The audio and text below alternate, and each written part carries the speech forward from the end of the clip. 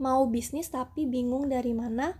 Bisnis pada dasarnya kan adalah jualan, menjual barang atau jasa kepada konsumen atau bisnis lainnya untuk mendapatkan laba. Itu aja sebenarnya, ya kan? Jual laba, sederhana kan? Tapi jualannya jualan apa dong? Nah, karena kegiatan utamanya adalah jualan, maka fokusnya adalah marketing. Gitu.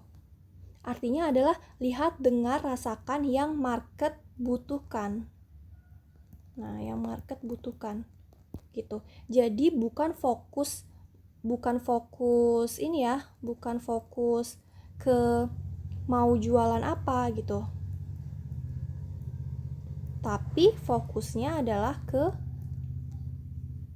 siapa sih gitu. Ke siapa sih kita mau menjual produk tersebut. Nah, bagaimana memulainya? Nah, ini ada yang dinamakan Sun Tzu strategi. Ada seorang ahli perang dari Tionghoa bernama Sun Tzu. Dia selalu menang dalam perang-perang yang dijalaninya. Sun Tzu ini memberi nasihat hebat yang masih relevan sampai zaman sekarang dan ke depannya. Dia bilang, kalau kamu ingin menang perang, kenali 3 hal. Kenali dirimu, kenali musuhmu, kenali medan perang tersebut. Nah, sekarang kita masukkan dalam bisnis. Dirimu ini sebagai pebisnis. Ya, teman-teman pasti kan sudah know yourself tuh di pertemuan 1 sama pertemuan 2, ya kan? Saya juga sudah memberikan angket. Sekarang kita cari tahu nih siapa musuh dan seperti apa medan perang yang akan teman-teman hadapi gitu. Nah, musuhnya siapa gitu? Musuhnya siapa sih? Apakah kompetitor? Gimana menurut teman-teman? Apakah benar itu kompetitor? Cluenya adalah where is the money? Di manakah uangnya beredar gitu? Tentu saja di konsumen ya. Di konsumen. Bukan di kompetitor. Jadi selayaknya perang ya, kita itu harus merebut dari tangan konsumen. Kita harus ngambil nih uangnya konsumen gitu kan. Jadi know the enemy-nya ini ya konsumen kita, musuh kita adalah konsumen gitu, bukan kompetitor. Nah, kemudian know the battlefield. Gitu. Know the battlefield ini adalah medan perangnya. Artinya medan perangnya itu adalah di kompetitor kita. Gitu. Nah, jadi justru musuh kita adalah konsumen gitu ya.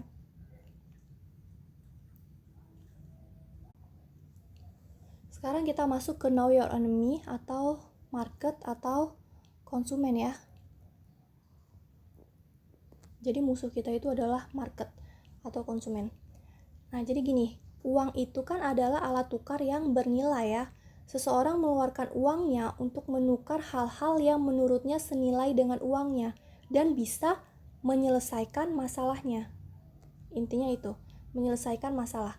Jadi bukan karena produknya, bukan karena jasanya, bukan karena juga ada orang dalam gitu di bisnis tersebut, tapi karena mereka ini butuh solusi gitu. Oleh karena itu, bisnis yang bagus adalah bisnis yang kasih solusi kepada orang yang punya masalah. Gitu. Teman-teman kan sudah nyari tuh masalah, kemudian tentukan solusinya di pertemuan kedua, ya kan? Sebagai contoh, orang punya masalah lapar dan dompetnya tipis, solusinya bisa jadi makanan murah. Gitu. Ya kayak saya dulu lah waktu kuliah S2, ya makanannya juga di warteg gitu, bukan di mall. Karena dompetnya masih dompet tipis gitu. Kemudian misalnya masalahnya itu orang ingin terlihat berbeda level dengan orang lain, itu juga masalah loh. Nah, solusinya bisa jadi orang itu butuh handphone iPhone atau misalnya jam tangan Rolex gitu.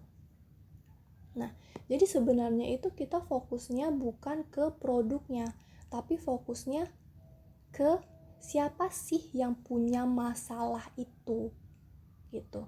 Nih, siapa sih yang punya masalah lapar dan dompetnya tipis? Oh, mahasiswa misal. Oh, tetangga-tetangga yang seperti ini, atau oh yang umurnya masih segini gitu kan. oh yang tinggalnya di sini gitu. Terus misalnya orang ingin yang terlihat berbeda level dengan orang lain, itu masalahnya kan. Terus siapa sih orang-orang ini? Oh ternyata orang-orang yang ingin berbeda level itu direktur, terus misalnya ketua jurusan, misal. Terus mereka ada di mana sih?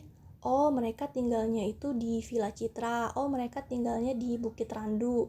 Kok di Bukit Randu? Ya seperti itulah ya maksudnya. Jadi, kita harus tahu nih musuh kita, market kita, konsumen kita. Nah, yang pertama, who are they? Nah, jadi teman-teman harus tahu dulu nih, orang-orang yang punya masalah itu siapa sih? Mereka itu siapa yang punya masalah ini? Who are they? Nah, teman-teman harus riset siapa nama mereka.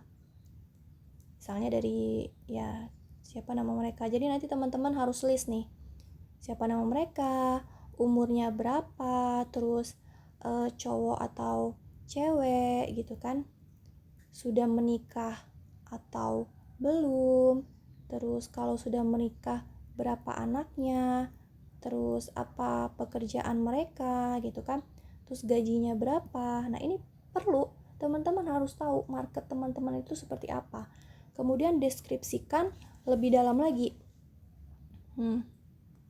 apa mimpi atau goal mereka dalam hidup, kemudian apa yang membuat mereka antusias gitu. Ini nggak apa-apa ya, tulisan saya terlihat agak lebih cantik. Yang penting kan teman-teman dengerin maksudnya. Jadi walaupun tulisannya jelek tetap tahu lah ya ini maksudnya apa gitu. Ini kan antusias. Terus yang selanjutnya masalah apa sih yang ingin mereka pecahkan, kemudian apa yang apa yang akan meyakinkan mereka untuk membeli gitu. Ini kalau misalnya penjelasan saya terlalu cepat, nanti teman-teman lambatin aja ya, X 0,75 atau X 0,5 gitu. Itu ada kok settingannya di YouTube ya, atau di pause aja gitu. Terus ada lagi, kenapa sih mereka tertarik pada produk kamu, itu juga teman-teman harus tahu. Terus apa keyakinan mereka yang keliru dan bisa kamu buktikan itu keliru gitu.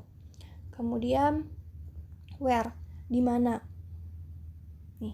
Jadi di mana sih orang-orang yang tadi tuh punya masalah dompetnya tipis dan dompetnya tipis dan lapar gitu. Oh, mereka ternyata kalau nongkrong tuh bukan di mall tapi di perpus misal gitu ya. Jadi pertanyaannya, di mana sih mereka yang punya masalah ini nongkrong gitu. Tuh teman-teman harus tahu. Terus mereka biasanya buka website atau media sosial atau aplikasi apa, itu teman-teman juga harus tahu. Mereka bagian dari grup apa, biasanya mereka membaca tulisan dari mana, apalagi hobi atau ketertarikan mereka dalam hidup. Nah itu teman-teman harus tahu. Nah ini nanti dibikin list who, deskripsikan lebih dalam, sama where di Microsoft Word. Nanti teman-teman list, terus nanti datanya kirim ke saya ya. Setelah teman-teman know your enemy atau tahu nih orang-orang yang punya masalah itu siapa dan karakteristiknya seperti apa, nah selanjutnya teman-teman harus know your battlefield atau kompetitor teman-teman itu gimana sih. Nah cara paling mudah yaitu dengan ATM, amati, tiru, modifikasi si kompetitor ini gitu. Sekarang tugas kita adalah mengamati dulu ya, mengamati.